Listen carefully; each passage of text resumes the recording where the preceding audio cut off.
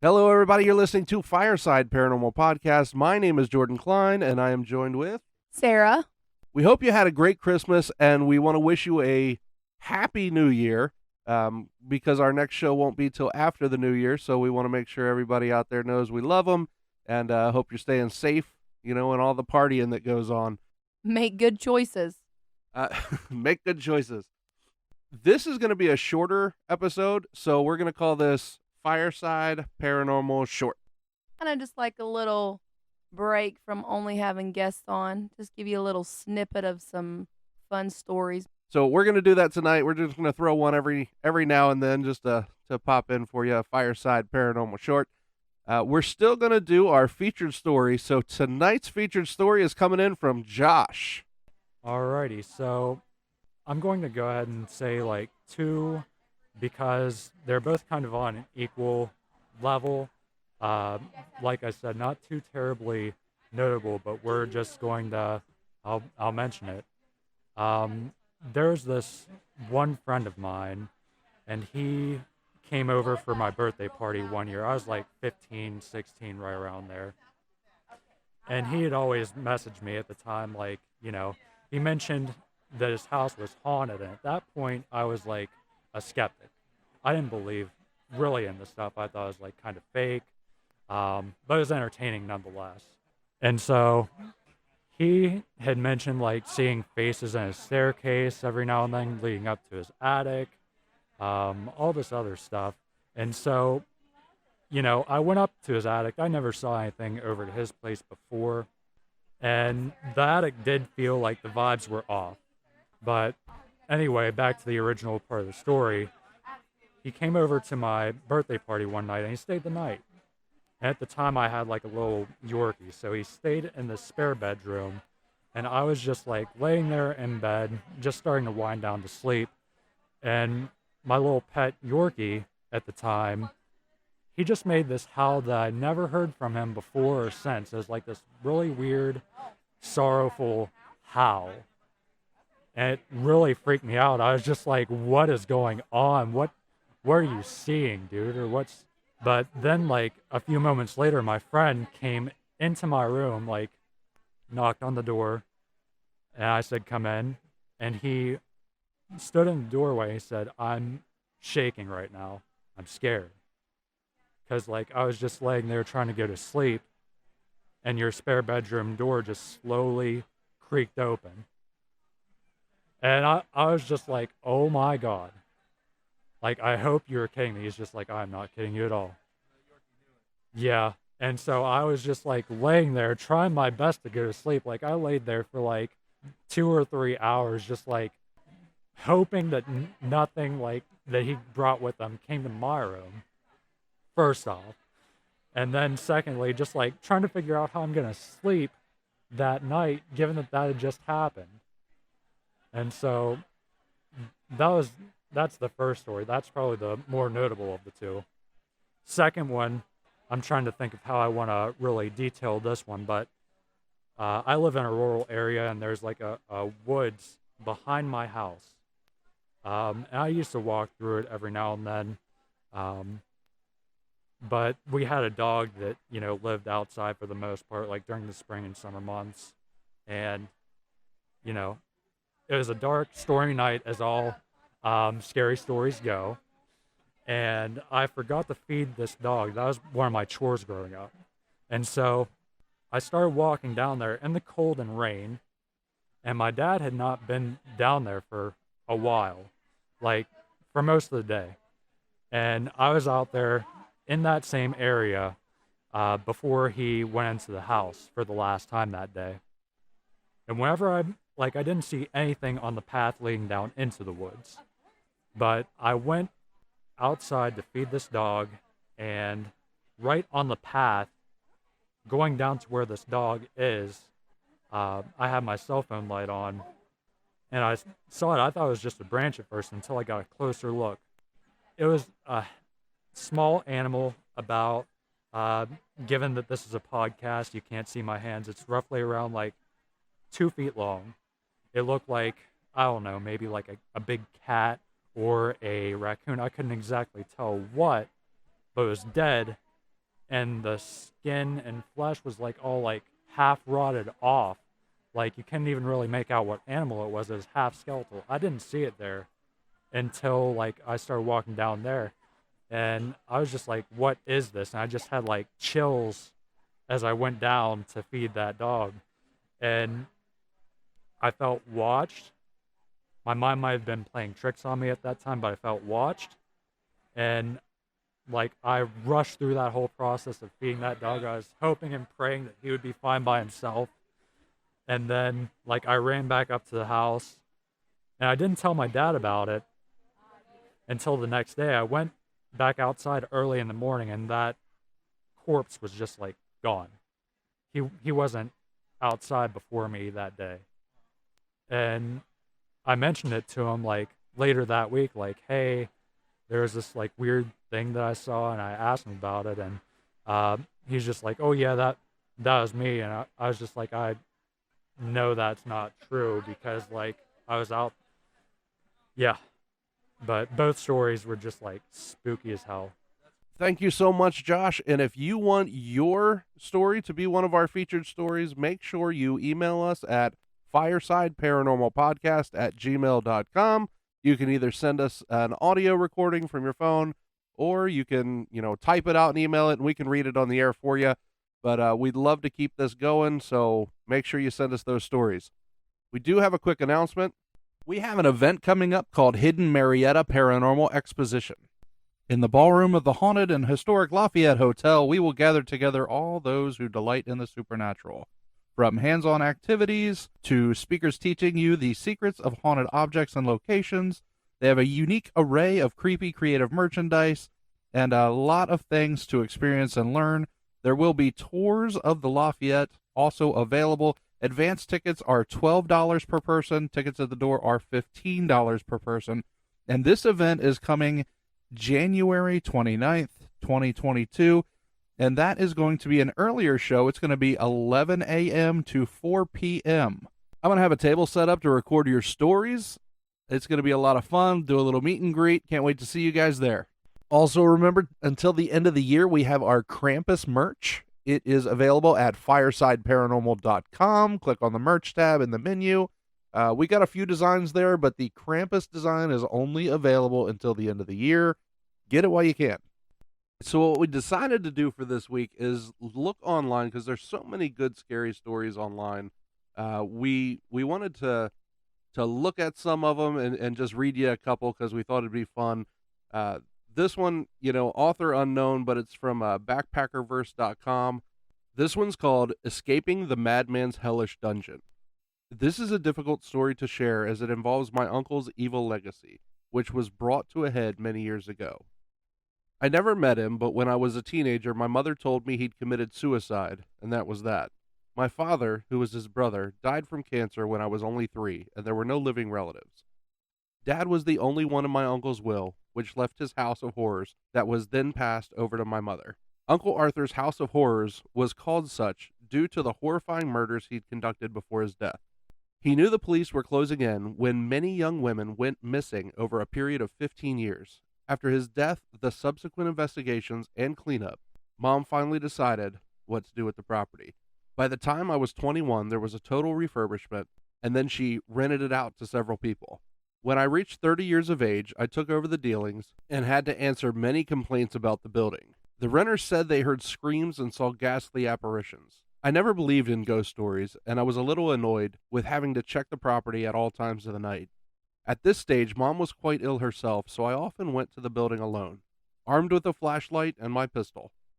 One night at the beginning of autumn, I received yet another call from a new tenant who said she heard screams. Tired of the complaints, I felt they were just knee-jerk reactions to the rumors and stories about the murders. I'd refused the suggestion to bring in a priest or a medium to perform a cleansing, so I went to investigate it myself. This time, I decided to spend more time in the building, especially in the basement, where no one liked to go. I told the woman to stay somewhere else for the night so I could check the premises without any hindrance. Beginning with the second floor, I methodically swept through each room and did my best to keep my eyes peeled. As I kept my ears open, I did hear many sounds, all of which I assumed could easily be explained using reason.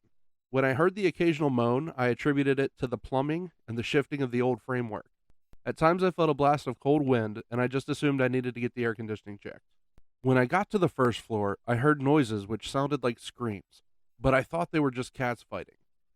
As I got to the top of the stairs, which led down to the basement, I heard a distinct guttural growl from below. I have to admit, it did freak me out a little, but I convinced myself that it was probably just creaking pipes or even the door. Switching the lights on, I noticed a strong odor of blood hitting my nostrils, but I passed it off as rusty metal. When I walked down the stairs, I heard shuffling footsteps, which made me wonder if squatters were there. I called out angrily, "Who's down there?" But no one answered. So I kept moving to the bottom of the stairs. The hairs on the back of my neck stood up when a blood-curdling scream came from the far end of the basement. I turned on my flashlight. Due to the fact that the lights didn't illuminate the whole area, I couldn't see anything. What made my flesh crawl was the growing sound of weeping and pleas for help. I couldn't explain them away. I kept yelling, "Who's there?" But all I heard was the crying and intermittent shuffling of occasional screams. Then I sensed a dark presence behind me, growling and chuckling. Then I spun around and nearly fainted when I saw that the basement was cluttered and filthy, like I was in another house. The screams were louder now, as the lights flickered and the growling presence loomed large in the background. I walked past a large wall of boxes and crates to see a scene that might as well have been straight from a horror film.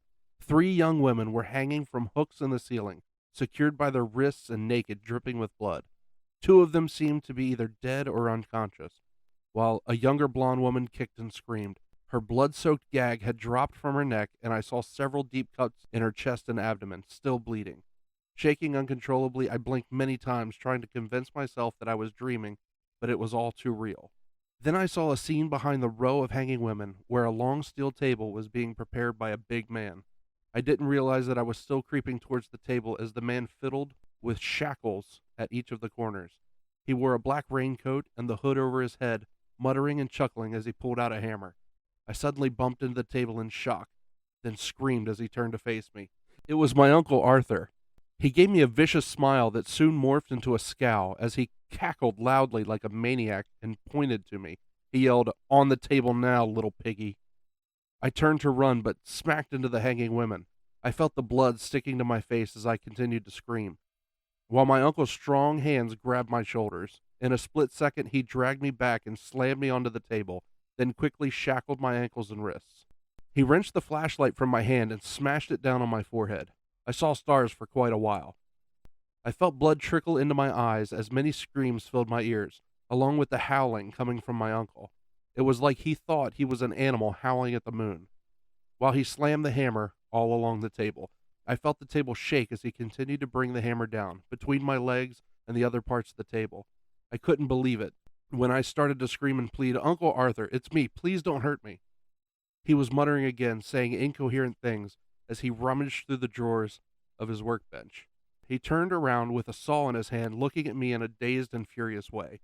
I thought I was going to die. There seemed to be 100 women screaming now as he brought the saw roughly onto my neck. I could see his black-brimmed eyes as he leered at me, dribbling through rotten, gnashing teeth, growling like a beast. When the saw started tearing at my flesh, I screamed for the last time and passed out, with blood and tears mingling. It seemed like an eon before I woke up, flat on my back on the floor of the basement, which was now back to normal. I sat up and wondered if it was all a dream, but nothing stopped me from convincing my mom to sell the property. I can't imagine the feeling of terror that crept through her body, or his body, I guess, since it doesn't really say, as they were laying on the table with that saw against their neck. Our next story comes to you from yourghoststories.com. It is called Tormented in Brooklyn, and it is submitted by Jane H.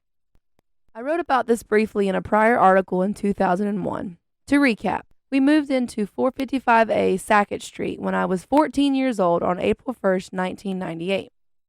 From the moment we moved in, something was really just not right.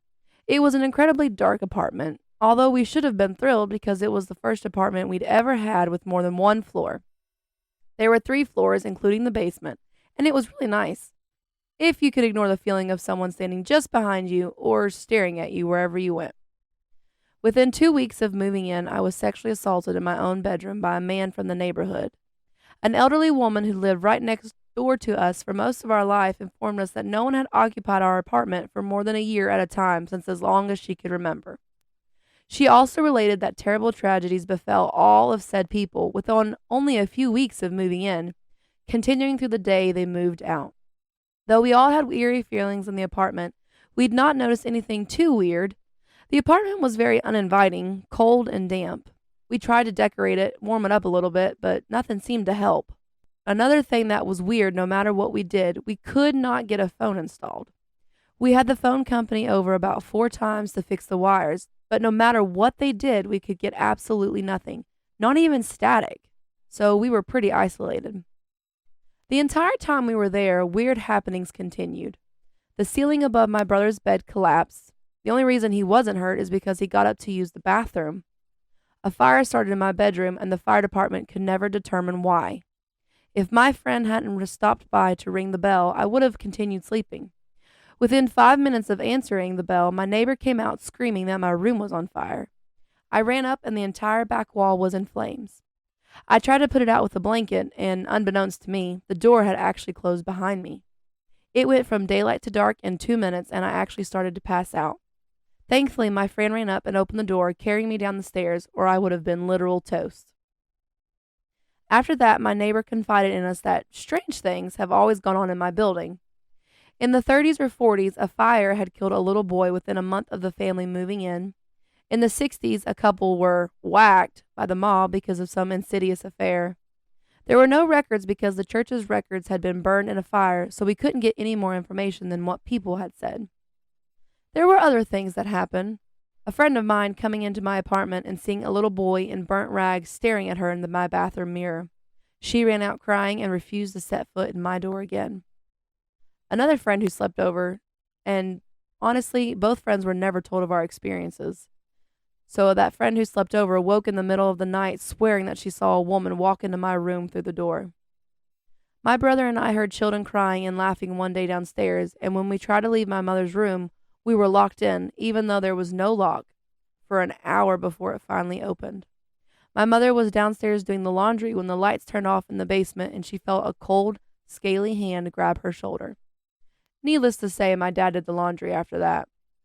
Weird smells, sounds, and the feeling that something or someone did not want you there. That something bad was going to happen to you and that you were just not welcome at all. We moved out a year to the day later as soon as we could find a new apartment. We found out some more after that. The people that moved in after us tried to renovate the basement and found the body of a little boy in the wall. They left suddenly one night not too long after and never returned.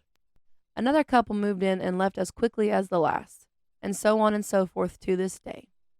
Since then, we met a woman whom had gone to my mother's office. She's a nurse that works in a doctor's office because of a nervous condition. My mother noticed the address on her insurance card didn't match the one listed, and the woman explained that she had only lived at 455A Sackett Street for a few months and had to leave because her mother had died along with various other tragedies from the first week of moving in. My mother asked if the woman ever noticed anything weird.